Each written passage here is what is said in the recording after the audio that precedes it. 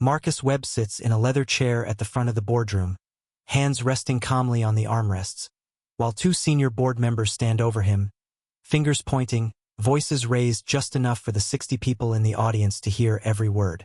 They're questioning his numbers, his projections, his leadership, and they're doing it in front of shareholders, investors, and half his executive team. Behind him, the presentation screen still glows with his quarterly report. In front of him, Richard Brennan and Paul Hastings lean in like prosecutors who've already decided on a guilty verdict. The room is silent except for their accusations. No one moves. No one speaks up. They just watch. And Marcus, sitting perfectly still in that chair, lets them talk. Because what they don't know, what they can't possibly know, is that in about 5 minutes, a phone is going to ring. And when it does, everything in this room is going to shift. The meeting was supposed to be routine.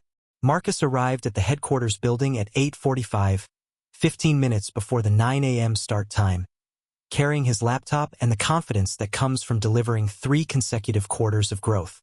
The quarterly shareholder meeting was scheduled for 2 hours. His presentation was loaded and ready.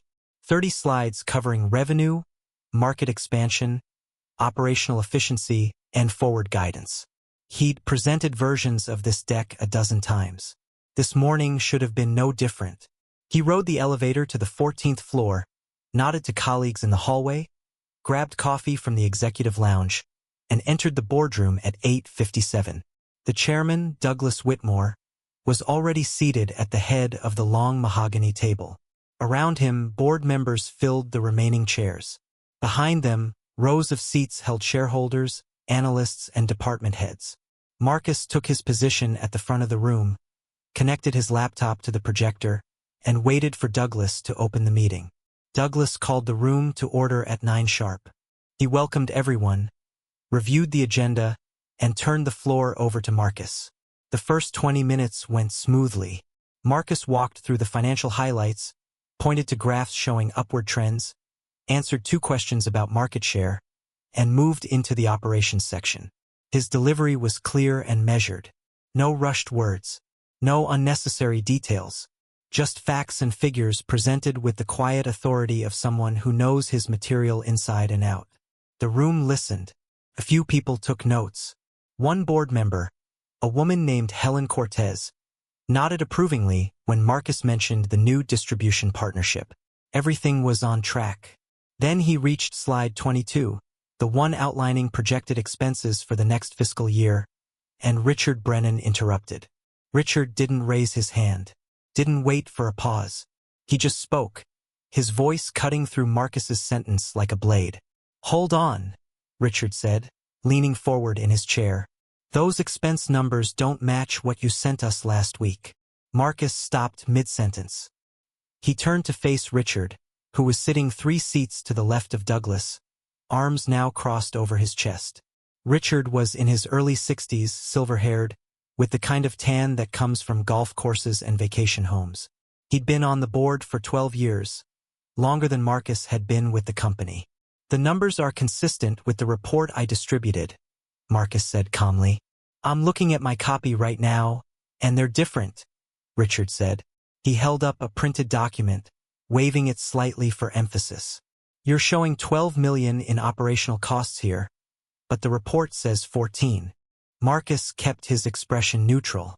"The 12 million reflects updated figures based on the revised vendor contracts we finalized on Monday. I sent an email with the updated deck Tuesday morning." Richard's eyes narrowed. "I didn't get that email." "It was sent to the full board distribution list," Marcus said. Paul Hastings, sitting beside Richard, leaned over and whispered something.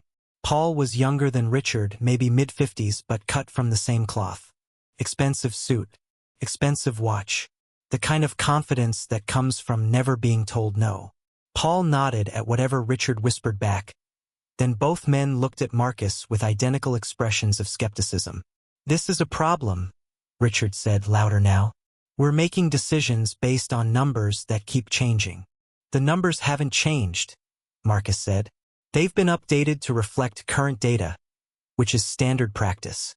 "Standard practice is sending clear, consistent information," Paul interjected, standing now. His movement shifted the energy in the room. Suddenly this wasn't just a question. It was a challenge. We've got 60 people in this room, and you're telling us the documents don't match because of an email some of us didn't receive? Marcus felt the room's attention sharpen. Every eye was on him now. Not on the screen. Not on the board members. On him. He could explain again. Walk them through the timeline. Show them the email timestamp. But he recognized this moment for what it was. This wasn't about the numbers. It never had been. I can pull up the email right now if that would be helpful, Marcus offered. His voice remained steady. No defensiveness. No irritation. Just a simple solution to a simple problem. But Richard shook his head. That's not the point. Then what is the point? Marcus asked. The question hung in the air for 3 seconds. Richard stood, joining Paul. Now both men were on their feet, looking down at Marcus, who remained seated. It was a deliberate choice on Marcus's part. Standing would look reactive, defensive, so he stayed in his chair, hands still resting on the armrests, posture relaxed. The point, Richard said, is that this isn't the first time we've had issues with your reporting. Last quarter, you revised your projections twice. The quarter before that, you missed a deadline on the audit materials. Both of those situations were addressed and resolved, Marcus said. Addressed after they became problems, Paul added. We need leadership that gets ahead of problems, not leadership that reacts to them. The room was completely silent now. Marcus could see faces in the audience. Some looked uncomfortable. Others looked curious, like they were watching a drama unfold and weren't sure how it would end. Helen Cortez looked concerned, her eyes moving between Marcus and the two standing board members. Douglas, at the head of the table, sat motionless, his face unreadable. Marcus knew Douglas could stop this right now, could tell Richard and Paul to sit down, could redirect the meeting back to the presentation. But Douglas said nothing. He just watched. I appreciate the feedback, Marcus said, choosing his words carefully. If there are specific concerns about my reporting processes, I'm happy to discuss them after the presentation. We're discussing them now, Richard said, stepping closer. He was standing directly in front of Marcus's chair now, looking down at him with that particular expression Marcus had seen before in boardrooms and conference halls and corporate offices. The expression that says, I don't think you belong here. Your projections for Q4 are aggressive, Richard continued. Some would say unrealistic. You're asking this board to approve increased spending based on growth targets you might not hit. The targets are based on our current trajectory and confirmed partnerships, Marcus replied. Trajectories change, Paul said. Partnerships fall through. We need to know that the person leading this company can deliver what he promises. Marcus registered the emphasis on he, subtle but there. He let it pass without comment. Engaging with it would derail the conversation into territory where he'd lose no matter what he said. Instead, he stayed focused on the facts. I've delivered on every commitment I've made to this board, Marcus said. Have you? Richard shot back. Because from where I'm standing, we've got inconsistent reports, aggressive projections, and a CEO who seems more interested in expansion than stability. The accusation landed in the room like a stone dropped into still water. Marcus felt the ripples, saw the way people shifted in their seats, heard someone in the back row whisper to the person beside them. And then, from somewhere near the middle of the audience, a phone rang. Not a polite buzz, a full ring, loud and clear in the silent room. The owner, a young analyst Marcus recognized from finance, fumbled to silence it, his face flushing red with embarrassment. But the interruption gave Marcus something he needed. A moment, a breath, a slight break in the tension that Richard and Paul had been building. Douglas cleared his throat. Perhaps we should take a short recess, he suggested. Richard turned to face Douglas. I don't think we need a recess. I think we need answers. I've provided answers, Marcus said quietly. You've provided excuses, Paul countered. Marcus looked at Paul, then at Richard, then out at the 60 faces watching this scene unfold. He could feel the weight of the moment. could sense that what happened in the next few minutes would define not just this meeting, but his tenure as CEO. He took a slow breath. And then, just as Richard opened his mouth to speak again, the conference phone in the center of the table rang. The conference phone rings a second time, its shrill tone cutting through the tension like a knife through fabric. Douglas looks at the caller ID display on the phone's small screen, and something shifts in his expression. It's subtle, a slight widening of the eyes, a momentary pause before he reaches for the answer button. Richard and Paul, still standing over Marcus, turn their heads toward the sound. The entire room watches as Douglas presses the speaker button. "This is Douglas Whitmore," he says, his voice formal, controlled. The voice that comes through the speaker is equally controlled but carries a weight that immediately commands attention. "Douglas, this is Catherine Mills calling from the governor's office." The room goes still. Not the uncomfortable stillness that filled it moments ago during Marcus's interrogation, but a different kind. The kind that comes when everyone collectively realizes something significant is happening. Catherine Mills is not a name most people in this room would recognize, but her title is enough. The governor's office doesn't call into board meetings without reason. "Catherine," Douglas says, and Marcus catches the slight strain in his voice. "We're in the middle of our quarterly shareholder meeting. Is this urgent?" "It is," Catherine replies. "I apologize for the interruption, but I need to speak with Marcus Webb immediately. I was told he'd be in this meeting." Richard and Paul exchange glances. Marcus remains seated, his expression unchanged, but inside he feels the first stirring of vindication. Not satisfaction, not triumph, just the quiet knowledge that what's coming will speak louder than any defense he could have offered. "Marcus is here," Douglas says slowly. "Would you like me to have him step out and call you back?" "No," Catherine says. "What I have to say concerns your board, so it's better if everyone hears it. Marcus, are you there?" Marcus leans forward slightly in his chair. "I'm here, Catherine." "Good," she says. "I'm calling to inform you that Governor Richardson has approved the infrastructure partnership proposal you submitted 3 weeks ago, the one for the regional transportation project." The words land in the room like a physical force. Marcus sees it register on faces throughout the audience. Confusion on some, recognition on others. Helen Cortez sits up straighter, her eyes widening. A few board members lean forward. Richard's jaw tightens. Paul's arms, which had been crossed confidently across his chest, drop to his sides. "The governor wanted me to reach you personally," Catherine continues, "because the announcement is going public this afternoon, and he wanted to ensure you had advance notice. The partnership represents a $230 million contract over 5 years. It's the largest private sector collaboration the state has entered into this decade. The governor will be holding a press conference at 2 p.m. to announce it, and he's hoping you'll be available to join him." Marcus takes a measured breath. "I'll make myself available," he says. "Excellent," Catherine says. "His team will send over the details within the hour." "Congratulations, Marcus. This is a significant achievement, not just for your company, but for the entire region." "Thank you, Catherine," Marcus says. "I'll speak with the governor's team shortly." The line goes quiet for a moment, and then Catherine adds, "I should mention, the governor specifically noted in our briefing this morning that your projections for economic impact were the most thorough and realistic his policy team has reviewed in years. They were impressed by the detail and the conservative estimates. He said it was exactly the kind of responsible leadership the state needs from its private sector partners." The word responsible hangs in the air. Marcus doesn't look at Richard or Paul, but he can feel them standing there, frozen.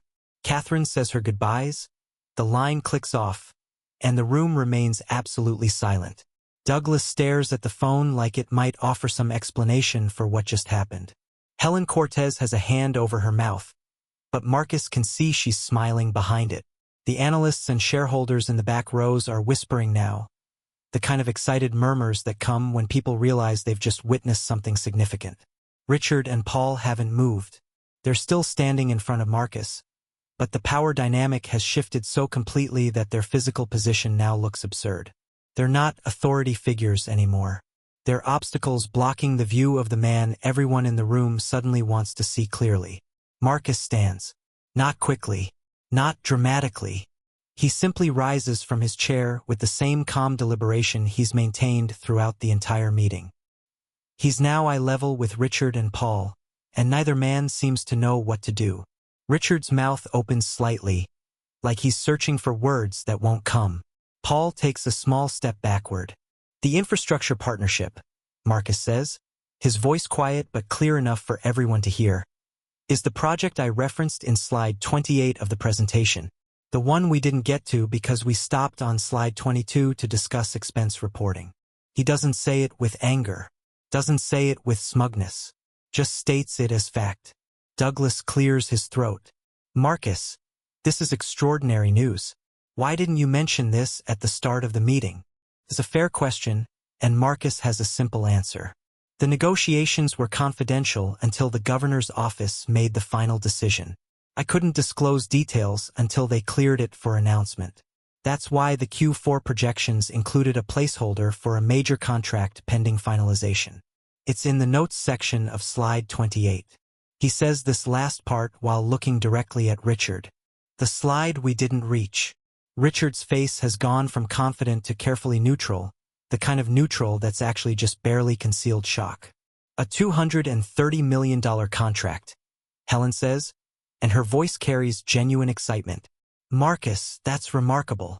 It's a 5-year partnership, Marcus clarifies.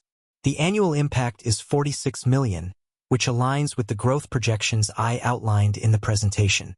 The projections that were just questioned as overly aggressive. The room is starting to buzz now. People are talking to their neighbors, pulling out phones, probably searching for any public information about the partnership. Marcus can see the shift happening in real time. 5 minutes ago, he was a CEO under scrutiny.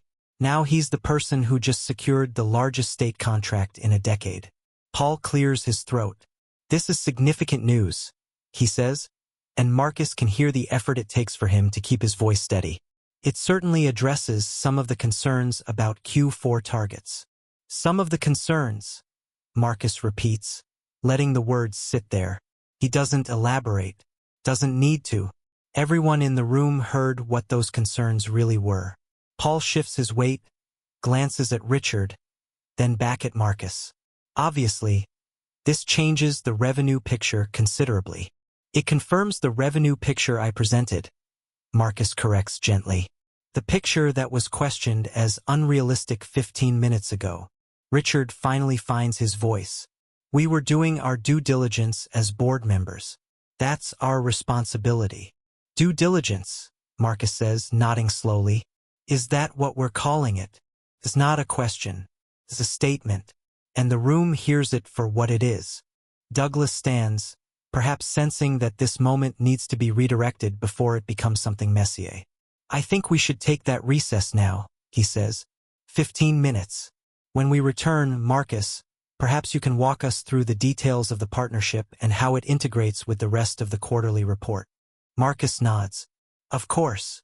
Richard and Paul move away from the front of the room, returning to their seats with noticeably less confidence than they had when they stood up. The audience begins to filter out, heading for coffee and bathrooms and hallway conversations that Marcus knows will all be about the same thing. What they just witnessed. The questions. The phone call. The shift. Helen approaches Marcus as the room empties. She's smiling now, not hiding it anymore. That was something, she says quietly. That was necessary, Marcus replies. She studies his face for a moment. You knew that call was coming. I knew the decision was expected today. I didn't know they'd call during the meeting. But you knew it would be approved. Marcus considers this. I built a solid proposal. Did the work. Made conservative projections. Yes, I believed it would be approved. Helen nods. Richard and Paul just made themselves look like fools. They made their own choices, Marcus says.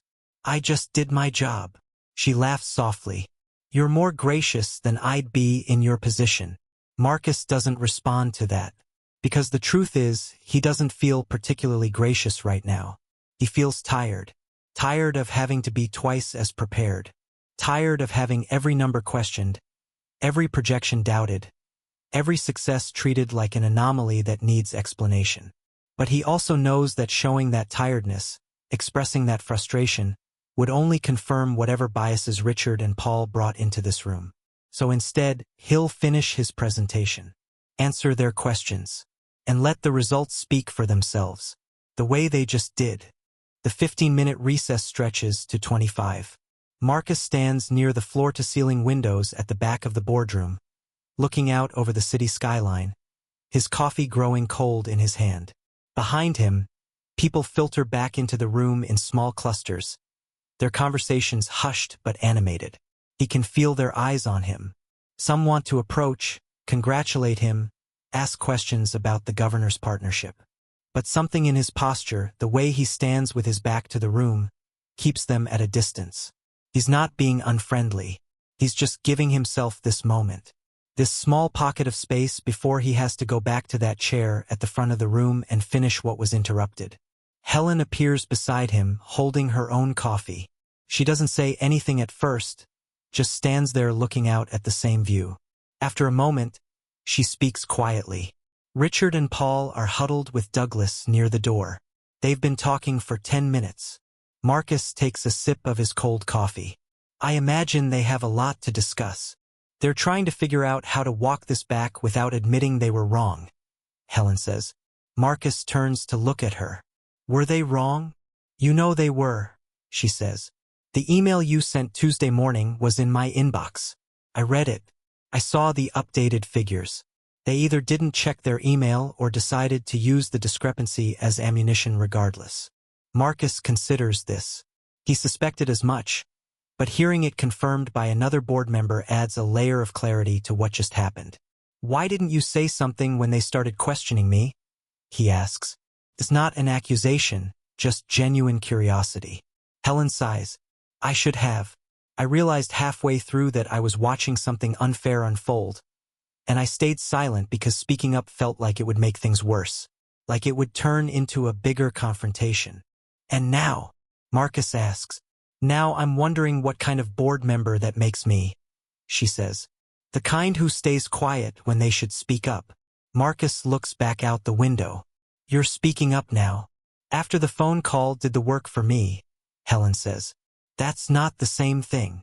She's right, and Marcus knows it, but he also understands the calculation she made. The same calculation he's made countless times in his career. Sometimes staying silent in the moment is the strategic choice. Sometimes fighting every battle means losing the war. He doesn't fault her for it, even if he wishes it had gone differently. The contract speaks for itself, Marcus says. That's what matters. Does it though? Helen asks. Because from where I'm standing, what matters is that 2 board members just publicly questioned your competence, your integrity, and your projections in front of 60 witnesses. And they did it with a confidence that suggests they've been planning it. Marcus turns to face her fully now. You think this was coordinated? I think Richard has been uncomfortable with your leadership since you took over 18 months ago, Helen says. I think Paul follows Richard's lead on everything. And I think they saw an opportunity today to undermine you in front of the shareholders. To what end? Marcus asks. Helen shrugs. That's what I can't figure out. You've delivered results. 3 strong quarters. The stock price is up. Employee satisfaction scores are the highest they've been in 5 years. There's no logical reason to push you out. She pauses, which makes me think the reason isn't logical. The implication hangs between them. Marcus has thought it himself over the past 18 months. The way Richard questions his decisions more thoroughly than he ever questioned the previous CEO. The way Paul seems to find fault with processes that worked fine under different leadership. The way certain board members, not all but enough, seem to constantly be waiting for him to fail. He can't prove it's about race. Can't point to a single comment or action that would stand up as evidence. But he can feel it in the room. In moments like this morning. In the extra scrutiny. In the need to be not just good but perfect, and even then to have that perfection questioned. I can't control what Richard and Paul think, Marcus says finally. I can only control the work I do. That's not enough, though, Helen says, and there's frustration in her voice now. You shouldn't have to work twice as hard to get half the credit. You shouldn't have to secure a $230 million contract just to prove your quarterly projections aren't aggressive. Any other CEO in your position would have been praised for those numbers, not interrogated. Marcus knows she's right. He also knows that saying it out loud doesn't change it. The contract helps, he says. It helps today, Helen agrees. But what about next quarter? What about the next time Richard decides your reporting isn't clear enough or your projections aren't conservative enough? Before Marcus can respond, Douglas calls the room to order. People move back to their seats. The ambient conversation dies down. Marcus sets his coffee cup on a nearby table and walks back to the front of the room. Richard and Paul are already seated, both looking straight ahead, their expressions carefully blank. Douglas stands at the head of the table. Thank you all for your patience during the recess, he says. Marcus, whenever you're ready, please continue with the presentation. I believe we left off at slide 22, but given the news we received during the break, perhaps you'd like to jump ahead to the section covering pending contracts and partnerships. Marcus connects his laptop back to the projector. I can do that, he says. He advances to slide 28. The slide is titled Major Partnership Initiatives, and it contains a single bullet point that reads State Infrastructure Collaboration, pending finalization, projected annual impact $46 million. Beneath it is a note in smaller font. Details confidential pending government approval. This is the partnership Governor Richardson's office called about, Marcus explains. The negotiation process began 4 months ago after the state issued an RFP for private sector partners on a regional transportation modernization project. Our proposal focused on supply chain optimization, logistics coordination, and technology integration. The contract term is 5 years with annual revenue of $46 million, which is reflected in the Q4 and forward year projections you saw earlier in the presentation. He clicks to the next slide, which shows a breakdown of how the partnership integrates with existing operations. The beauty of this contract is that it leverages infrastructure and personnel we already have in place. The marginal cost to serve this partnership is relatively low, which means the profit margins are strong. Approximately 68% after accounting for dedicated staff and operational expenses. Someone in the audience, one of the analysts, raises their hand. Does this partnership have expansion potential beyond the initial 5 years? It does, Marcus says. The contract includes performance benchmarks. If we meet or exceed them, there are provisions for extension and scope expansion into adjacent projects. Conservatively, I'm projecting the initial 5-year term, but the upside potential is significant. Another hand goes up. A shareholder Marcus recognizes from previous meetings. How does this affect the competitive landscape? Are other firms in our space pursuing similar government partnerships? They are, Marcus acknowledges, which is why our early success here is particularly valuable. It establishes us as a credible partner for large-scale public sector work. That credibility will be an asset in future RFPs. The questions continue for another 10 minutes. Detailed questions about implementation timelines, resource allocation, risk factors. Marcus answers each one calmly and thoroughly. The contrast with the interrogation from Richard and Paul earlier is stark. These are good faith questions from people genuinely trying to understand the business, not questions designed to trap or undermine. When the questions slow, Marcus moves through the remaining slides efficiently. The presentation that was supposed to take 45 minutes ends up running just over an hour, but no one seems impatient. By the time he reaches the final slide, summary and forward guidance, the mood in the room has completely transformed. Where there was tension and suspicion before, there's now engagement and confidence. Douglas thanks Marcus and opens the floor for final comments. Richard stays silent. Paul stays silent. But several other board members express support and enthusiasm. Helen specifically commends the strategic vision. An investor near the back talks about the stock implications. The meeting concludes at 11:15, 30 minutes past schedule. As people gather their belongings and head for the exits, a few approach Marcus directly. Handshakes. Congratulations. Questions about the press conference with the governor. Marcus handles each interaction with the same measured professionalism he's maintained all morning. But inside, he's already thinking ahead. To the next meeting. The next quarter. The next time someone like Richard decides to test him in front of an audience. Because Helen was right. The contract helps today. But it doesn't solve the deeper problem. It doesn't change the fact that he'll be questioned more harshly, scrutinized more closely, and held to higher standards than someone else in his position might be. The room empties slowly until only a handful of people remain. Marcus packs his laptop, coils his power cord, and checks his phone. 3 missed calls from his communications director. 2 texts from the governor's team with details about the press conference. 1 email from Douglas marked urgent. He'll deal with all of it. But first, he's going to walk out of this building, get in his car, and take 5 minutes to sit in silence. 5 minutes where he doesn't have to be the composed CEO. Where he can just be Marcus, processing what happened and what it means. And maybe, if you've been following this story so far, you understand why that matters. Why moments like this morning aren't just about business or numbers or contracts. They're about something deeper. Something that doesn't always make it into the quarterly reports. If the story is resonating with you, do me a favor. Hit that subscribe button. Leave a comment sharing your thoughts. Have you ever been in a situation where you had to prove yourself in ways others didn't? Where your competence was questioned despite your results? I'd love to hear your perspective. And if you know someone who needs to hear the story, share it with them. Sometimes we all need a reminder that doing the work, staying calm, and letting results speak matters. Even when it feels like the deck is stacked against us. Marcus sits in his car in the executive parking garage. Engine off, phone face down on the passenger seat. The silence wraps around him like a blanket. Outside, he can hear the distant hum of traffic, the echo of footsteps on concrete as someone walks to their vehicle 3 rows over, the mechanical whir of the garage ventilation system. Inside, there's just his breathing, steady, controlled, the same way it's been all morning.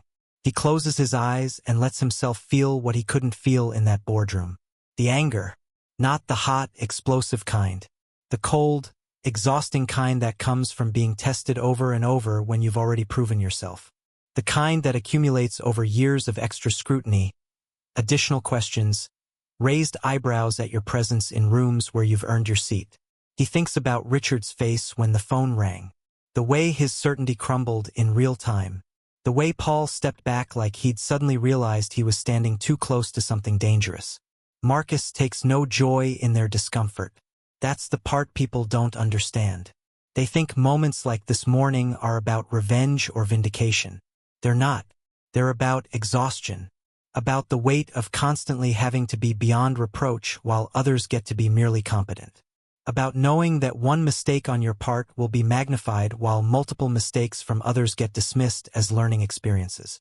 He opens his eyes and picks up his phone. 17 new messages since the meeting ended 20 minutes ago. He scrolls through them quickly.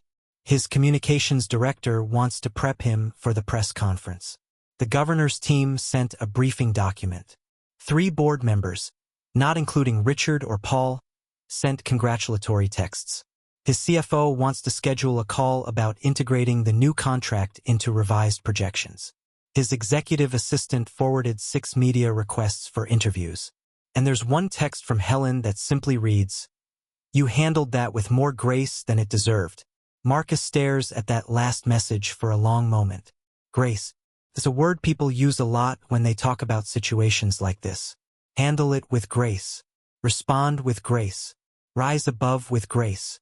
As if grace is something he owes to people who show him none. As if staying calm in the face of disrespect is a virtue rather than a survival strategy. He texts Helen back. "Thank you for speaking up after. It mattered." Her response comes within seconds. "I should have spoken up during. I'll do better." Marcus appreciates the acknowledgement, even if he knows how hard it is to be the lone voice objecting when everyone else is silent. He's been that voice before. In other meetings, other rooms. Costs something every time. Political capital. Relationships. the comfort of going along to get along. He doesn't fault Helen for her hesitation, but he's grateful for her honesty now. He scrolls to his communications director's message and opens it. The briefing for the press conference is straightforward. The governor will announce the partnership. Marcus will say a few words about what it means for the company and the region. Questions from the press will be directed through the governor's communications team first. Standard procedure for this kind of announcement. Marcus replies that he'll be there at 1:30 for the 2 p.m. start time. Then he opens the briefing document from the governor's team. It's comprehensive. Background on the transportation project. Details about the bidding process. Talking points about economic impact, job creation, and public-private collaboration. There's a section near the end that catches his attention. It lists the other companies that submitted proposals. 7 total. 3 of them are larger than Marcus's company. 2 have been doing government contract work for decades. All of them were competing for the same $230 million opportunity. And Marcus's firm won. Not because of connections or politics or luck. Because the proposal was better. The projections were realistic. The implementation plan was detailed. The team was capable. He sits with that for a moment, lets it settle. Because in about 3 hours, he's going to stand next to the governor and talk about partnership and collaboration and regional growth. But right now, in this car, he can acknowledge what he really feels. Pride. Not the boastful kind. The quiet kind that comes from knowing you outworked everyone else in the room. The kind that comes from doing exactly what Richard and Paul said he couldn't do. Delivering results. Backing up aggressive projections. Leading with competence. He starts the car. The dashboard clock reads 11:43. He has 2 hours before he needs to be at the governor's office. Enough time to go home, change into a fresh suit, review the talking points, and get his head in the right space for cameras and questions. The drive takes 15 minutes. His house is in a quiet neighborhood on the west side of the city. Tree-lined streets. Well-maintained lawns. The kind of place where people wave when you drive past. He pulls into his driveway, grabs his laptop bag, and heads inside. The house is empty. His wife, Angela, is at work. Their daughter, Maya, is at school. The silence here is different from the silence in the car. Less heavy. More peaceful. He sets his bag down in the kitchen, loosens his tie, and pours himself a glass of water. His phone buzzes again. Another text. This one from Angela. Just saw the news alert about the governor's press conference. Marcus, this is incredible. So proud of you. He smiles, types back a quick thank you, and adds that he'll call her after the press conference. Then he heads upstairs to change. In the bedroom, he selects a navy suit, crisp white shirt, and a tie that Angela bought him last Christmas. Professional but not overly formal. As he dresses, his mind drifts back to the boardroom. To the moment when Richard and Paul were standing over him, voices raised, fingers pointing. To the 60 people watching in silence. To the way it felt to sit in that chair, maintaining composure while being publicly questioned. And then to the phone call, the shift, the way the room's energy changed in an instant. He wonders if Richard and Paul understand what they revealed about themselves in that moment. Not just to Marcus, but to everyone watching. Because the thing about public confrontations is that they expose everyone involved. Marcus's calm response showed restraint and confidence. Their aggressive questioning showed something else entirely. He finishes dressing, checks his appearance in the mirror, and heads back downstairs. At his desk in the home office, he opens his laptop and reviews the talking points one more time. He's done hundreds of media appearances over his career. Local news, industry publications, investor calls. He knows how to stay on message, deflect difficult questions, and project confidence without arrogance. But this press conference feels different. Bigger. Not just because of the contract size, but because of what happened this morning. Because he knows that some of the reporters in that room will have heard whispers about the board meeting. About the questions raised. About the tension. And they'll want to know if there's a story there beyond the partnership announcement. He makes a few notes in the margins of the briefing document. reminders to emphasize the collaborative nature of the partnership, to credit his team for the proposal quality, to frame the contract as a beginning rather than an endpoint. At 1:15, he closes the laptop, grabs his keys, and heads out. The drive to the state office building takes 20 minutes. He parks in the visitor lot, checks in with security, and takes the elevator to the third floor where the governor's communications team is waiting. A young woman named Jessica meets him in the lobby. She's holding a clipboard and wearing the kind of energetic smile that suggests she's had 3 cups of coffee already today. "Mr. Webb, thank you so much for coming. The governor is really excited about this announcement." Marcus shakes her hand. "Happy to be here." Jessica walks him through the logistics. The press conference will be held in the main briefing room. The governor will speak first for about 5 minutes, then introduce Marcus for remarks. After that, they'll take questions for 10 to 15 minutes. Most of the questions will probably be about the project details and economic impact, Jessica says as they walk down a hallway lined with portraits of former governors. "But just so you're prepared, we did get a few inquiries from reporters asking about your company's selection process and whether there were any controversies around the contract award." Marcus keeps his expression neutral. "Were there controversies?" "No," Jessica says quickly. "The process was completely transparent. Multiple bids. Independent evaluation. Your proposal scored highest across all metrics. But you know how reporters are. They always want to find an angle." They reach a small conference room where the governor's chief of staff is waiting. He stands when Marcus enters, extends his hand, and introduces himself as Tom Richter. "Marcus, good to meet you in person finally. I've heard great things about your work from our policy team." They spend the next 10 minutes going over the announcement details and coordinating timing. Tom explains that the governor specifically wanted this partnership because it represents the kind of public-private collaboration he's been advocating for since taking office. "Your proposal wasn't just the best on technical merits," Tom says. "It was also the most fiscally responsible. Some of the other bids came in with inflated projections and aggressive timelines. Yours was realistic and achievable. That matters to us." Marcus appreciates hearing this, especially after this morning. "We believe in underpromising and over-delivering," he says. Tom nods approvingly. "That's exactly the approach we need." At 1:55, Jessica returns to escort Marcus and Tom to the briefing room. As they walk down another hallway, Marcus can hear the murmur of voices ahead. The press is already assembled. They enter through a side door. The room is set up with a podium at the front, the state seal hanging on the wall behind it, and rows of chairs filled with reporters, cameras, and recording equipment. The governor, a tall man in his early 60s with gray hair and an easy smile, is speaking with his press secretary near the podium. He looks up when Marcus enters and immediately walks over with his hand extended.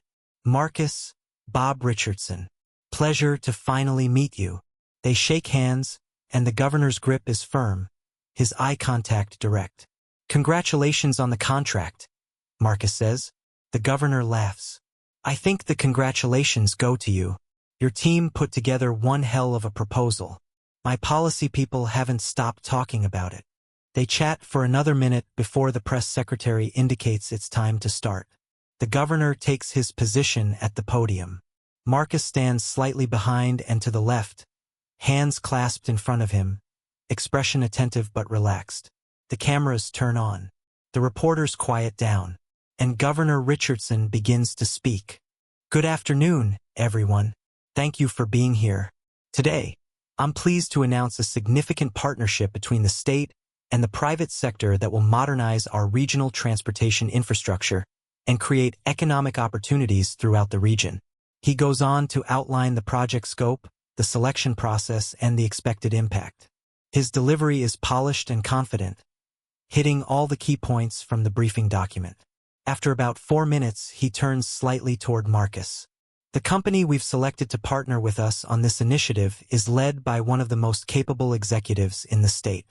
Marcus Webb and his team distinguished themselves through a proposal that was thorough, realistic, and innovative. Marcus, please join me." Marcus steps forward to the podium. The cameras adjust focus, and he begins to speak. Marcus stands at the podium, looking out at the sea of cameras and reporters. He's done this before, but today feels different. The weight of this morning still sits with him, even as he prepares to talk about success. "Thank you, Governor Richardson." Marcus begins, his voice steady and clear. "This partnership represents more than just a contract.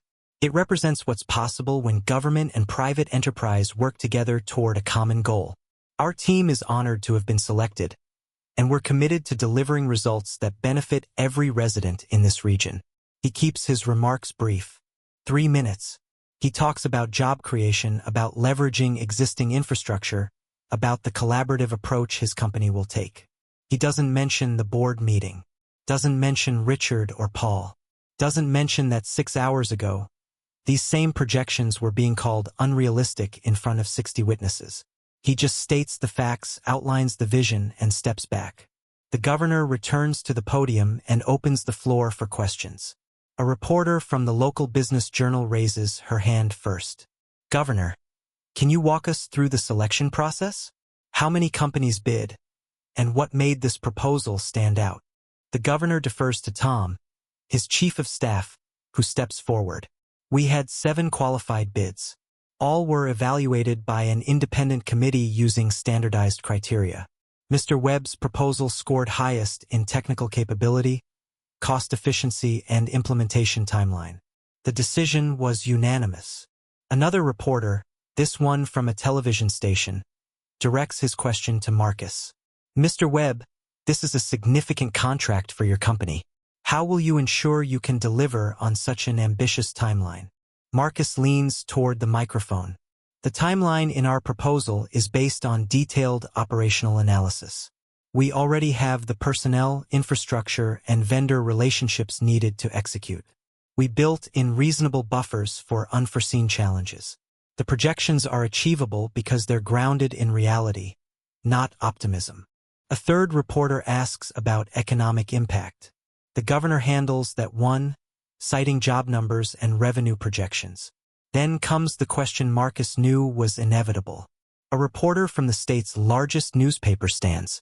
"Mr. Webb, there are reports that your board of directors had concerns about your company's financial projections during this morning's shareholder meeting. Can you address whether those concerns relate to this contract?" The room goes quiet. Every camera swings toward Marcus. He can feel the moment crystallizing. He could deflect, could say he doesn't comment on internal board discussions, could redirect to the project itself. But he chooses a different path. "Board meetings involve robust discussion and healthy debate," Marcus says, his tone even. "That's what good governance looks like. Questions get asked, data gets reviewed, and ultimately, decisions get made based on facts." He pauses, lets that settle. "The projections that were discussed this morning are the same projections that the governor's policy team called realistic and responsible. The same projections that helped us win this competitive bid. The numbers speak for themselves." It's a careful answer. Honest without being defensive. Firm without being combative. The reporter nods and sits down. A few more questions follow, mostly about project details and timelines. Then the press secretary thanks everyone and ends the conference. As the reporters pack up their equipment, the governor pulls Marcus aside. "That last question was a setup," he says quietly. "You handled it perfectly. Just stated the facts," Marcus replies. The governor smiles. Sometimes that's the best response. They shake hands again, and Jessica escorts Marcus back through the hallway. As they walk, she's already on her phone, monitoring social media reaction to the announcement. "It's trending locally," she says, scrolling.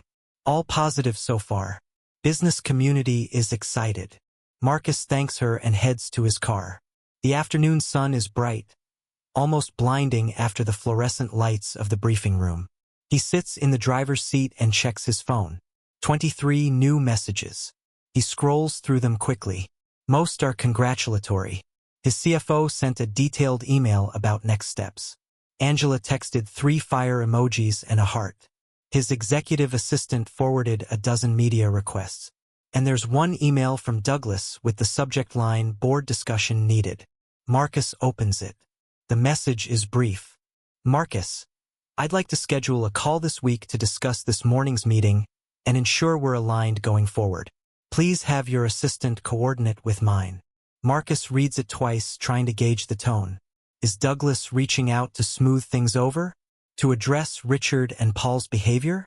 Or to manage Marcus more carefully going forward? He can't tell from the email alone, and he's learned not to assume intent. He forwards it to his assistant with a note to schedule the call for later in the week. Then he starts the car and heads home. The drive gives him time to think.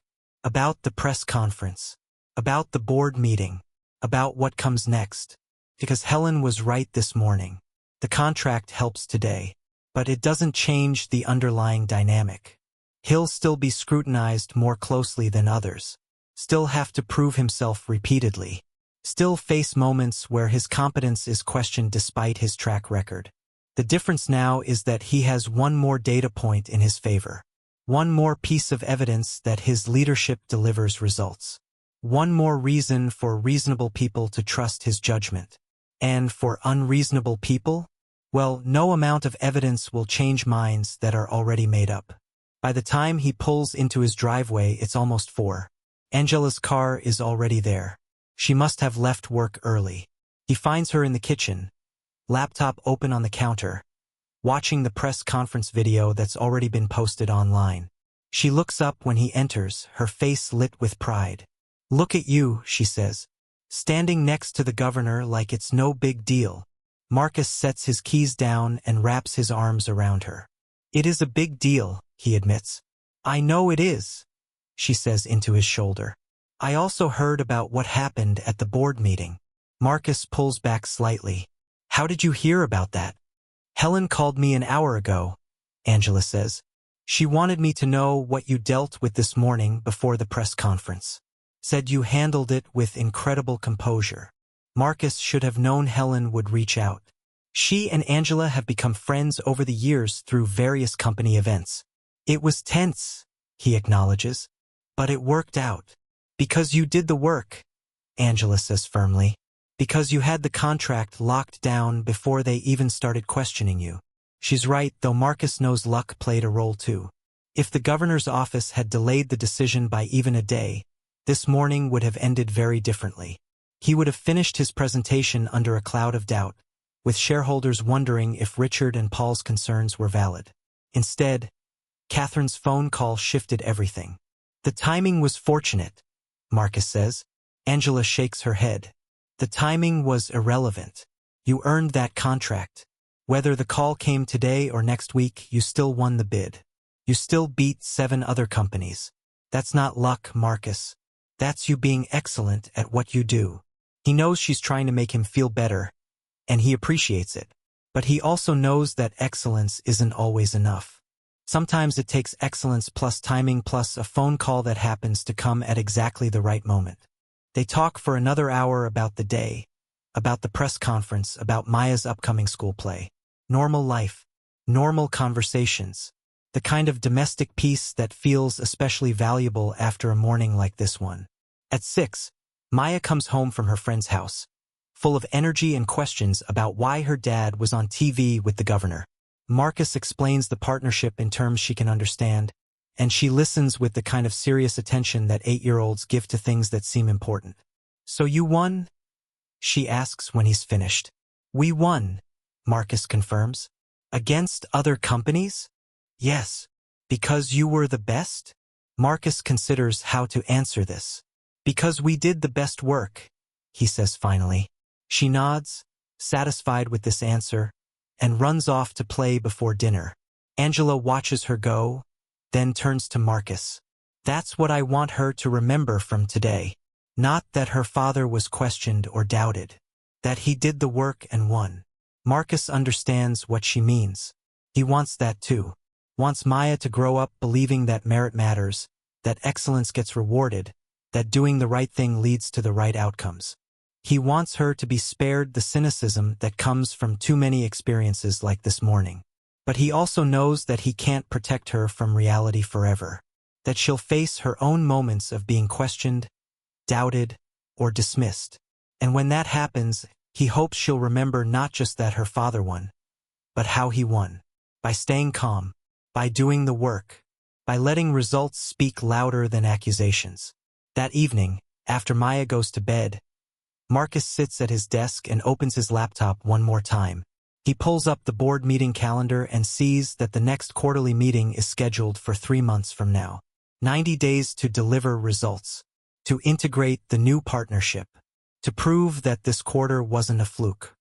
He knows Richard and Paul will be watching closely, looking for any stumble, any mistake they can point to as evidence that their concerns were valid all along. But he also knows something they don't. He's been underestimated before, has been doubted, questioned, and dismissed more times than he can count. And every single time he's responded the same way, not with anger or resentment, with work, with results, with quiet, persistent excellence that eventually becomes impossible to ignore. He closes the laptop and heads upstairs. Tomorrow the real work begins. Implementing the partnership, managing the team, delivering on every promise he made in that proposal. But tonight, he's going to sleep knowing that he handled today exactly the way it needed to be handled. With composure, with dignity, with the kind of strength that doesn't need to announce itself because it's evident in every action. And maybe that's the real story here. Not that Marcus won a contract or survived a confrontation, but that he showed up fully as himself, did the work required of him, and refused to let anyone else's doubts become his own. That's the kind of leadership that matters. That's the kind of victory that lasts. If this story moved you, if it reminded you of your own experiences or gave you something to think about, I'd love to hear from you in the comments. Share your thoughts. Tell me about a time you had to prove yourself when you shouldn't have had to. And if you found value in this story, hit that subscribe button and share it with someone who needs to hear it. Because these stories matter. Not just as entertainment, but as reminders that we're not alone in these experiences. That dignity and excellence still count. That doing the work, even when it's hard, even when it feels unfair, still leads somewhere worth going. Thank you for watching. And remember, your worth isn't determined by who questions you. It's determined by how you show up regardless.